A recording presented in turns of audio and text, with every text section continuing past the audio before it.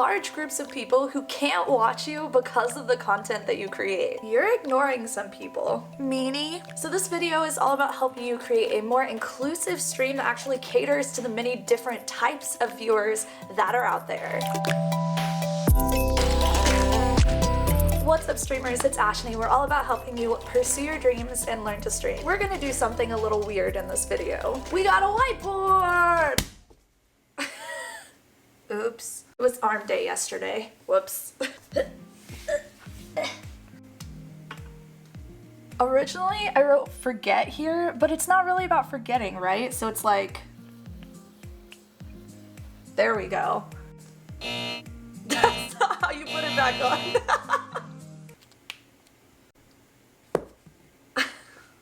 So this is something that I've mentioned during the streams before, and I'm like, dang girl, yes. Like, yes, yes, yes. Make sure that people are feeling recognized. But never really made a YouTube video over this, so I'm really excited to get into it. Because this is one of those things, like during the stream, that I just routinely mention and talk about. And the reason that I talk about this, it's important. It's important to make people feel included. Twitch loves when you build your stream to be inclusive. And opening up your stream and your community to more audiences can grow your community a lot faster. But those two things are not the reason that you do this. You do this because there are currently people on Twitch who are being ignored. There are people who need you. They need your experience. They need your message. They need you to speak into their lives. They just want to be freaking friends with you. So when you build your stream in a way that's inclusive to these types of people that we're going to talk about, it's so good for yourself and for them.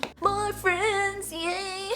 Okay, so who are these groups? Let's get into it. The first group is everyone out there in YouTube land and podcast land.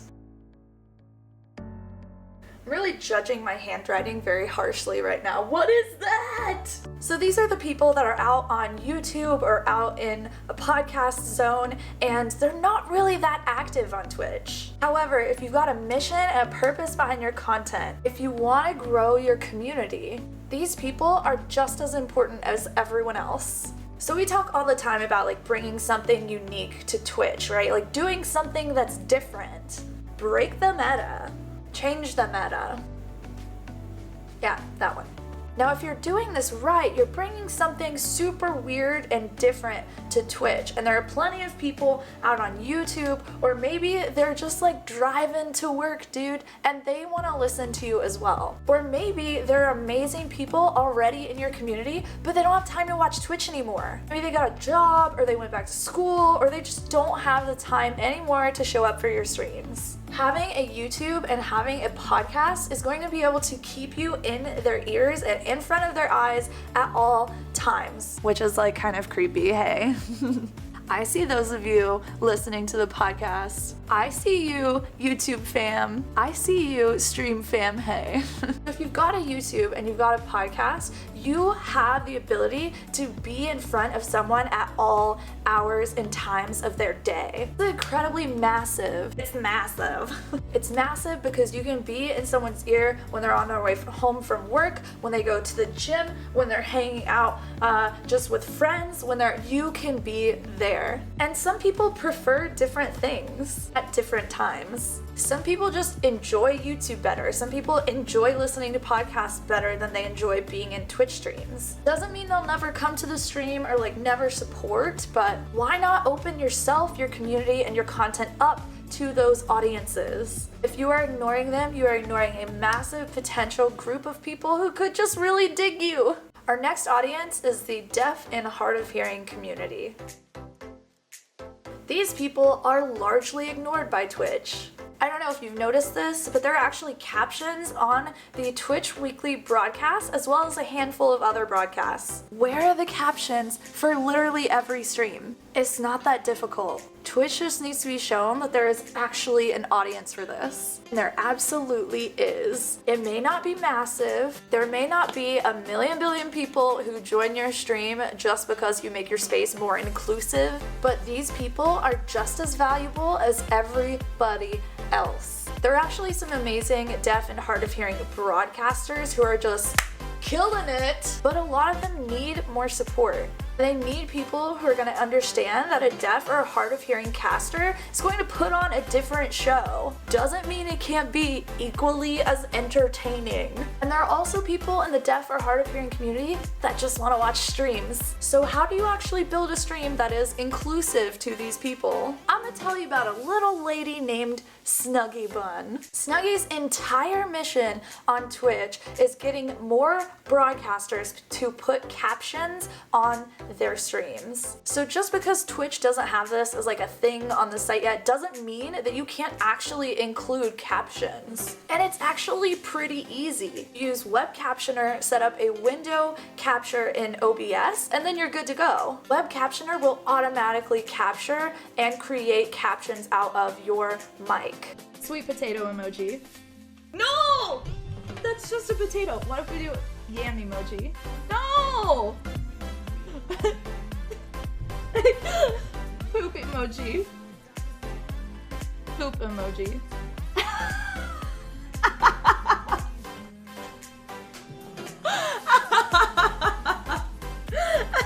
Now it's a little difficult if you've got like a thick accent, but for the most part, it's pretty good.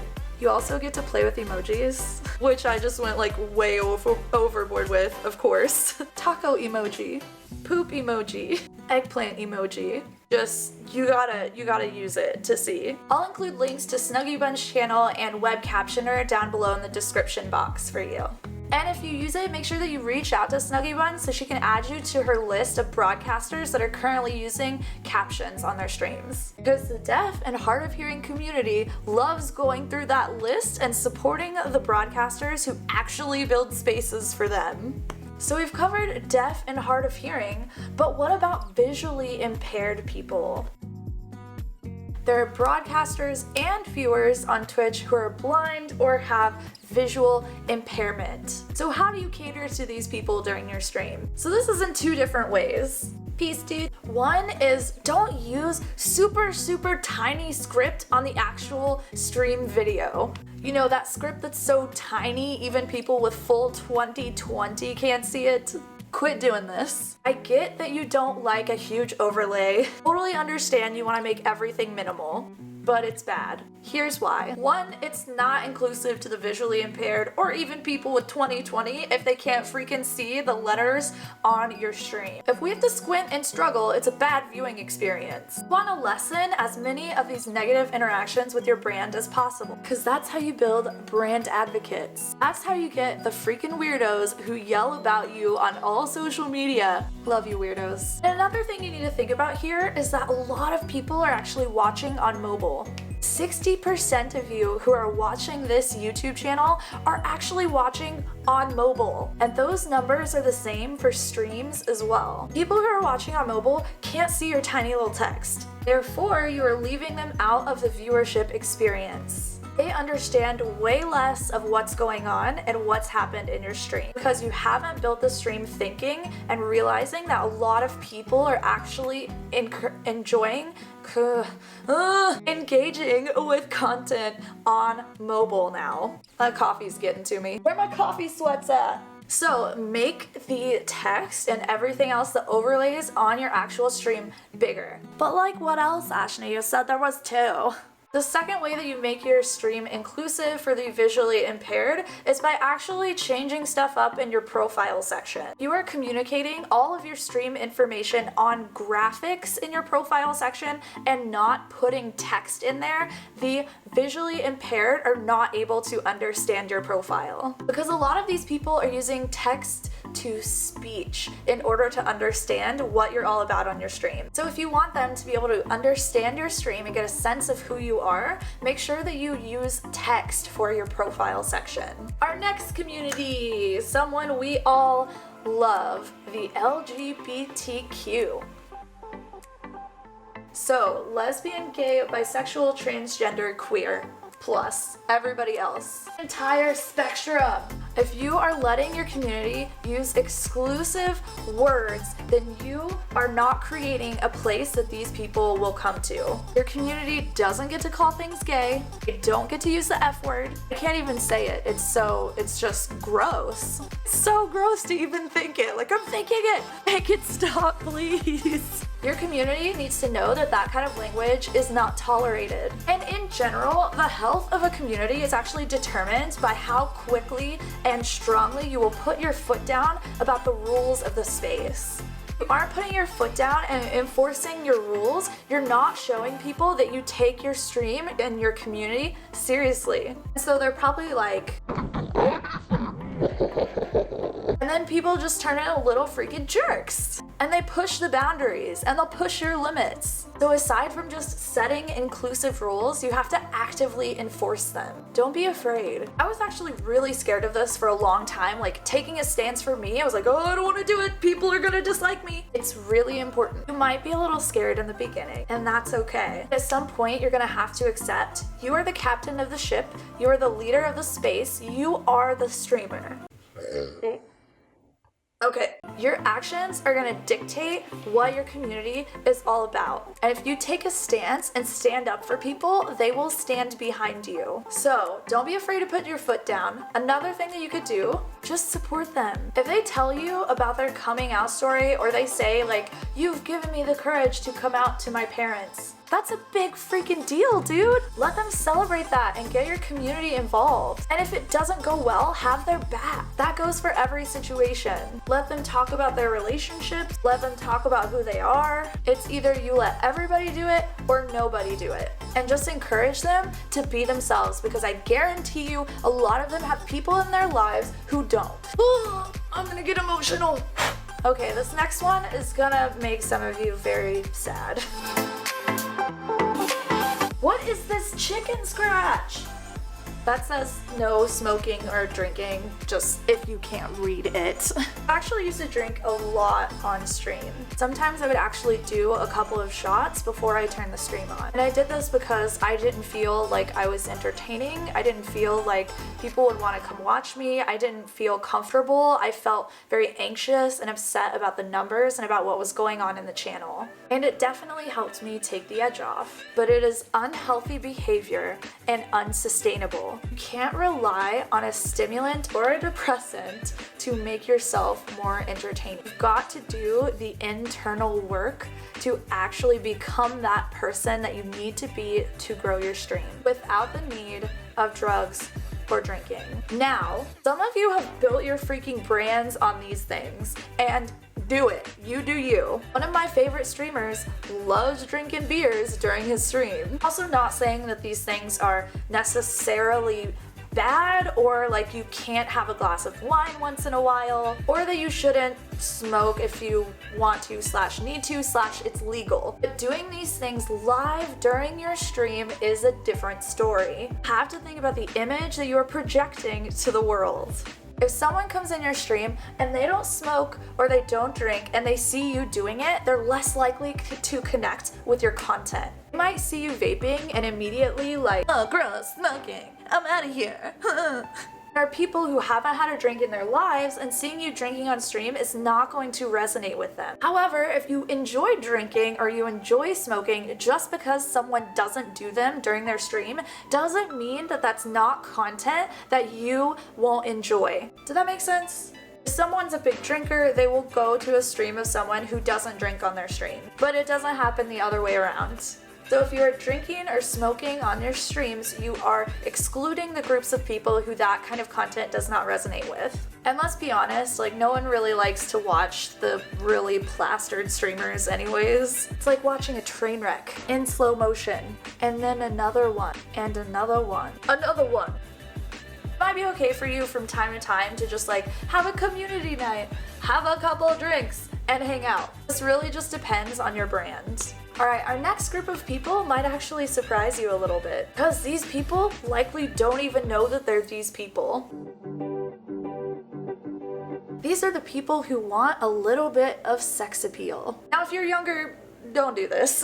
And try not to like overdo it. Don't like make it weird. right? Do what's authentic and comfortable to you, but if you want to like put your boobs out there, put your boobs out there. The last thing I'm gonna try to do is to control what you do with your body. It's your freaking body, not mine. Now, I don't encourage you like overdoing this because you're gonna get trolls, but a little bit of sex appeal is actually a good thing. Sex appeal is very charismatic and it expresses confidence. Also doesn't necessarily come in the form of cleavage. Sex appeal means look good, take care of yourself, and find the comfortable line for you between all-out flirting and just a little bit of, you know, hey, you know. There's an area that you want to hit that's not overtly sexual to where it's awkward, but it's also not you just being like super closed off and you've got like a brick wall between you and viewership. And no matter what gender, you can take advantage of this audience. All right, let's get into the next one.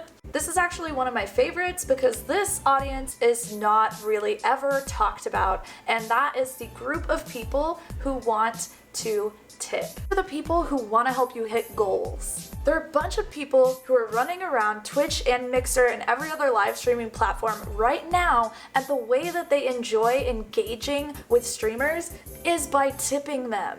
These people have reached the point in life where they've got a decent amount of income. After a certain point of just accumulating wealth for yourself, you become extremely emotionally detached from money. These people will drop hundreds of dollars on the streamers who entertain them and on the ideas that they believe in. Now, I'm not saying here manipulate people and try to make money off of them. No, don't do that. But setting an authentic tip goal for these people encourages that audience. You're providing something that you're providing for all these other people as well. Just because there's money attached does not mean that you owe them anything additional from what everybody else is getting. All of these people are equals. And if someone tips you, they do not get control of your content. They do not get to tell you what to stream. They do not get to tell you when to stream. They don't get extra all the time access to you. They don't get a romantic or more flirty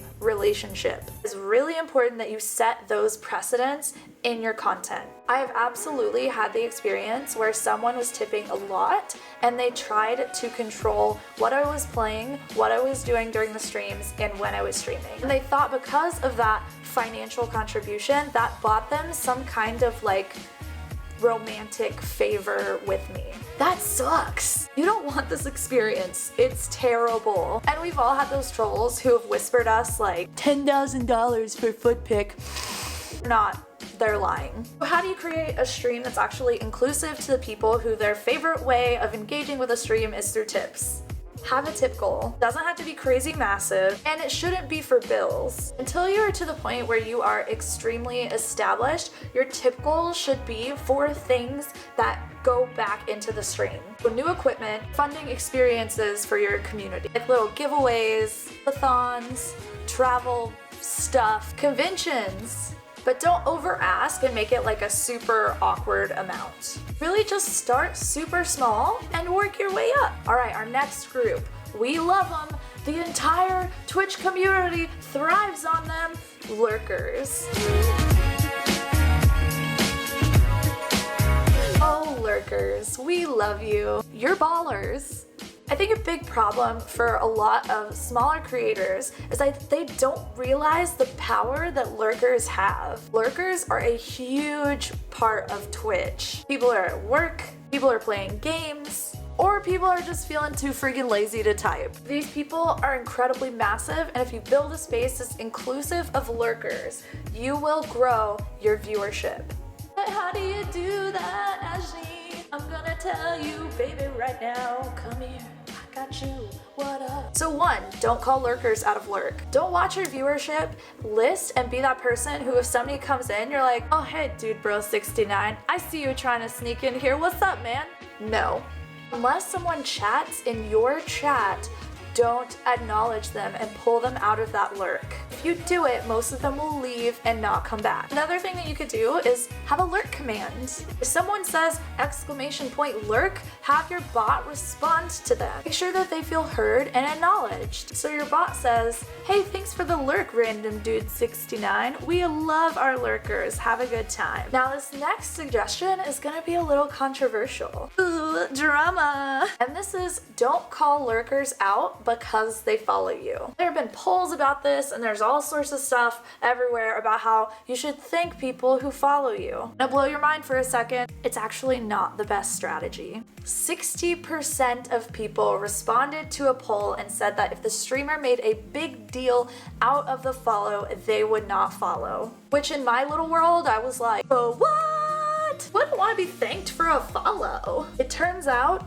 a lot of people. Out of respect for lurkers, I don't actually call out follows, but I see all of you who have followed, thank you so much, and if you want to talk in chat, I'd love to chat with you. How often you say this depends on how often you're getting follows. If you're getting a lot of them, call them out every like 3 to 5, 5 to 10, 50. But if you're smaller and not getting as much, just call it out for every single follow. That way, lurkers who want to follow can stay in their lurk. People who want to be thanked and have a conversation know to talk in chat. The whole point of appreciating your lurkers, though, is just don't force them to talk if they don't want to talk. But if someone wants to follow, don't be like this. Oh my gosh, thank you for the follow. How's your day going? What are you doing? What's your favorite game right now? Cause your follower's gonna be like, Bye. I just realized something about this list and I feel like a huge freaking jerk. I left out a group.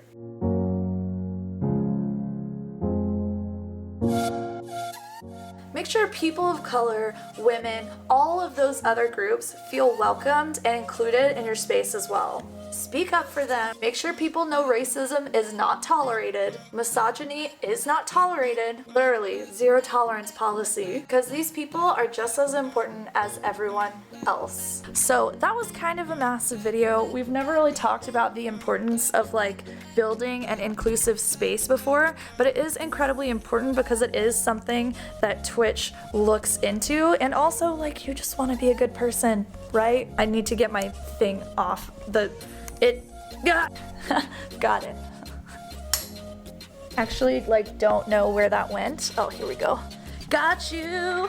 So the reason this is important is obviously because we all want to create spaces where many different types of people feel comfortable. But if you haven't like thought about all of the different ways that you can actually make these people comfortable and you put them into your content, you can't really say that your space is meant to be a space where everyone has fun and hangs out and then they just feel good and nice and comfortable and everyone's friends. The problem here is a lot of streamers try to appeal to everyone. And when you appeal to everyone, then you will not appeal to anyone. If you build a stream that's inclusive of everybody, literally everyone, no one will resonate with that because you're not standing up for a specific group. So my strategy and my encouragement for you is that you build your space to be as inclusive of all of these like marginalized groups and people on a spectrum, people with disabilities. That's another. I didn't even talk about people with autism, and they deserve to be on that list too.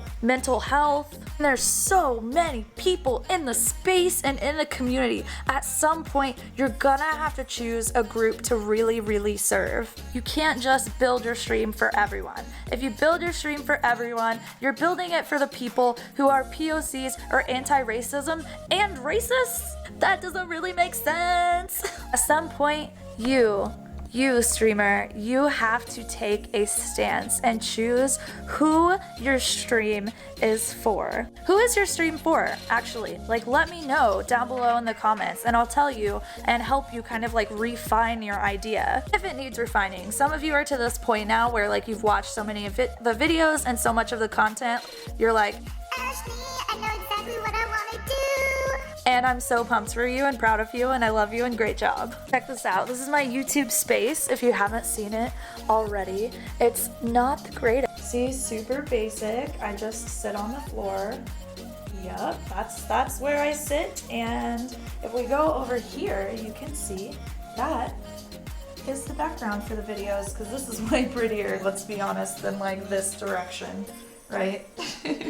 You don't really need a super sexy setup for you all to accomplish your dreams, okay? Streaming setup is literally a glass table and 2 IKEA chairs.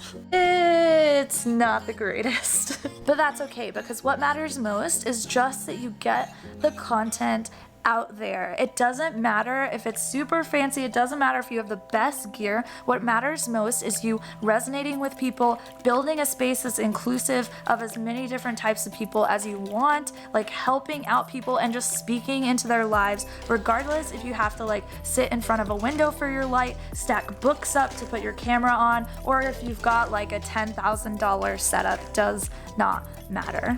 Okay, I have to film 2 more videos for you all today, so if you need extra help, make sure that you head over to our Patreon. The one-on-one coaching is sold out, but you can still get group coaching for $1 freaking dollar. So get over there and I'll see you all in the next video. I love you so much, yams. Bye!